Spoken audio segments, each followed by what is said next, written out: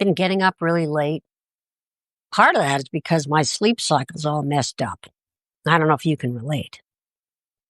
But it seems as though my aura needs to spread out as soon as my partner leaves the bed. I'm a projector, after all. Look it up on human design is the methodology with the types, different types: projector, manifestor, reflector, and generator. Anyway, as a projector, I have an aura that is very outreaching.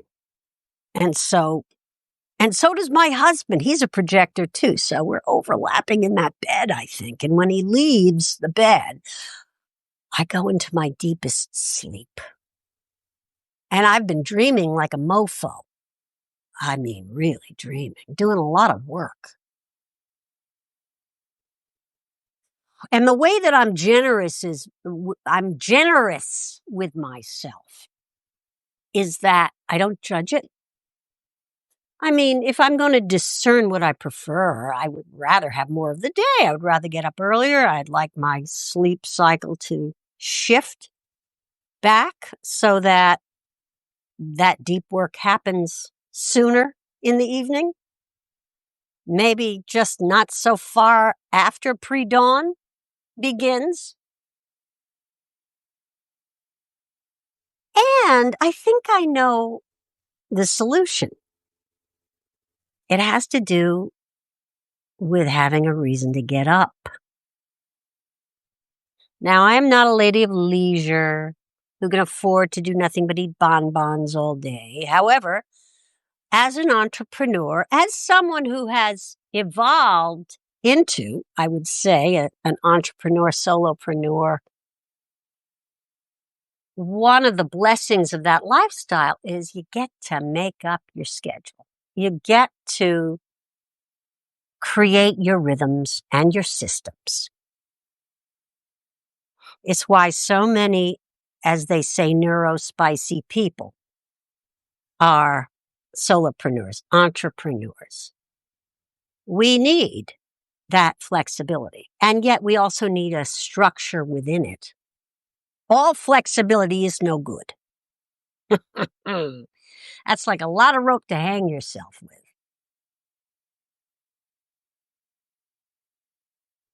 And for me, structure comes out of meaning, out of the meaning I want to create. Over the last couple of weeks, I finally got up and did a version of the talk that I want to take out to the world. I called it an in-spirit talk formance, which doesn't exactly flow off the tongue. However, it is my bringing together of performing, storytelling, acting with coaching. And it was a wonderful experience. And I think when you finish a creative endeavor, it's very natural to go through a fallow period when everything feels like it's just kind of falling apart and you don't have a lot of energy. I think that's a natural rhythm. It used to be far more extreme for me before I realized I had a particular neurological makeup that is labeled bipolar 2. So the cycling happens quickly, and it's extreme, especially after a big push or a big event, going down deep into a sense of why bother? It can even get far worse than why bother. Happily, I'm cognizant of it. It's controlled, it's managed through medication, supplementation over many years. And it doesn't make it an easy ride. None of us have an easy ride. You know, you're in a period where things are really rich. You're having a really creative experience. Perhaps it's a shared creative, collaborative experience with others. And oh, it's delicious. Life is chocolate cake in those times. And those times end. And then there's just the way it is.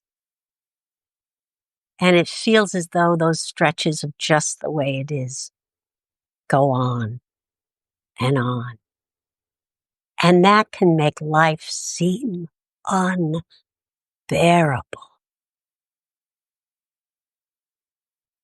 I know that's so for me. And I'm at great risk during those times. I don't know if you relate to this, but I'm at great risks during those times of getting sucked into drama. We all have people in our lives who are drama magnets.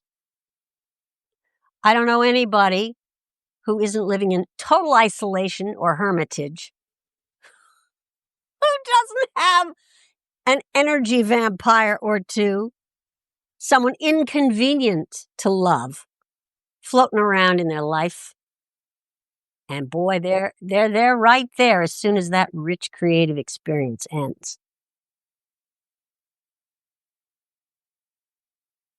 One of my main functions as a coach is to help people find their bearings through go-to techniques and structures whereby they are held to create meaning again. They are held so that they can envision what they want and live into it. Very hard to do that, if not impossible, in isolation. Especially if you have the kind of wide open brain, porous brain, highly empathic brain that allows you to just be pulled and sucked in so many directions that if you need to take a breath and figure out what's next, you can get just blown around like tumbleweed by life, especially now. Given the political climate, the world situation in the world. And so one of the ways I find my bearings is to make little commitments, not long to-do lists, but like maybe 3 things I'm committed to doing in a day. Now, you may end up doing much more, but I think it's always good to set the bar really low so you can over-deliver. So for me, for instance, today, my bar was follow up on someone who had a consultation, do this live video, and then now I'm creating more accountability by saying it out loud. Go through the footage of the performance I did a couple weeks ago for time stamps so that it can be edited into something fit for human consumption and not too long, so that I can use it to get speaking opportunities. Those are my 3, and that's ambitious. If I get partially through the 3rd, because the performance was like an hour and a quarter, that'll be something. Who knows? Maybe they'll get some momentum going. But those are my targets. That's it. Now, getting up earlier might have been nice because the reality of other people is going to start encroaching. My son, who's a flight attendant, will be coming home tonight. My husband picking him up at the airport.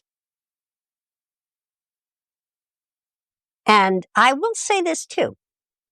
If you have made commitments to yourself to get certain things done, and there aren't other people involved, that can make it difficult to have the sort of schedule you like.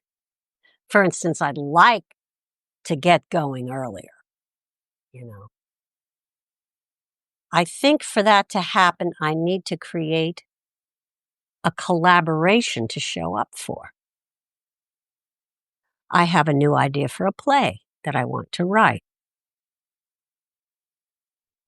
And I think I need a dramaturg. I need someone to show up for. And I have access to such people, I'm grateful to say. I've been a theater artist for over 30 years. And I know there are people who believe in my work and are supportive, so I can get that. It is tempting to just stay in your house, especially now. So what can pull you forward out of that? In a word, I think it's faith. Faith that there is something beyond this mortal coil. That you are part of something much larger than yourself. Even if you don't know what that is. You know, I've studied theta healing over the last couple of years. And it is a modality that it uses visualization as a meditation technique in order to access the theta brainwave, which is a very receptive, transformative brainwave. I like to think of theta healing as Reiki for the mind. And the mind and body work together. That's why it's a healing modality. And yesterday, as I went up to Theta and had a conversation with Creator of all that is and asked to be shown my life, I came away with this insight regarding the nature of faith, and I'm going to share it with you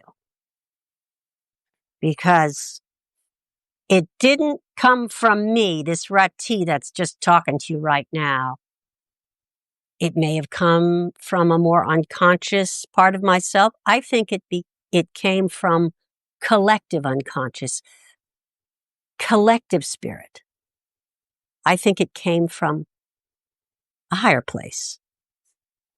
Or, I don't know, higher, lower, that doesn't even make sense, right? It's like the aura of a projector that reaches out. It's everywhere.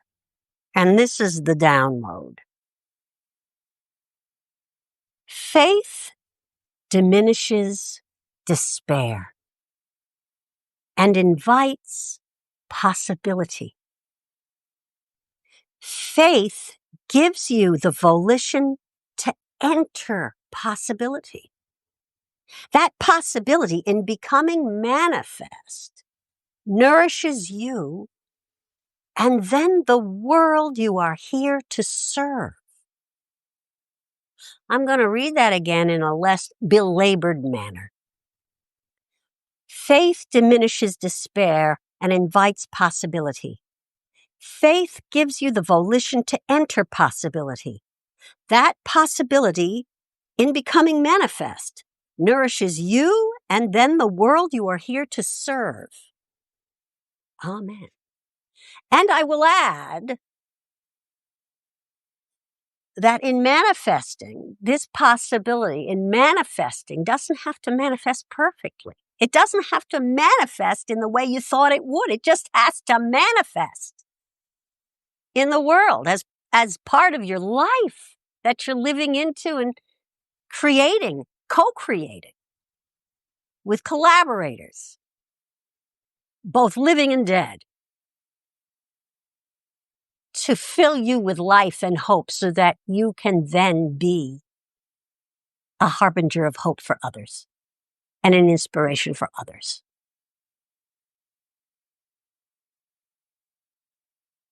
I have a very dear acting teacher.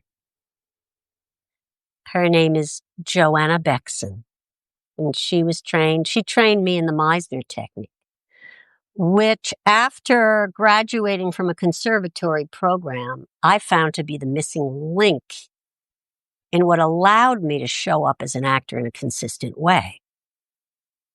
The other thing about Joanna is that she was a champion of meaning making. She is a champion of creativity manifest. She's one of my creative saints and always will be. She's going through a transition now. And, she's made a choice that has to do with a medical diagnosis. And one thing about Joanna that I'd like to share again, as I posted it on her page, is that hers is a life of immeasurable meaning. And that's because of the immeasurable influence, go away, scam likely. That is due to the immeasurable influence she's had on artists of all stripes and all levels of worldly success. What a legacy. And that's because she showed up. She just kept showing up, teaching her classes, doing what she wanted to do. And so I leave that as my message this week. Show up as you are. Have faith. And do what it is you want to do, knowing that it is your service to the world to do so. And create as much structure as you like to pull you forward. Just know I'm here for that. So if you want to talk, I hope you'll reach out. Have a great week, everybody.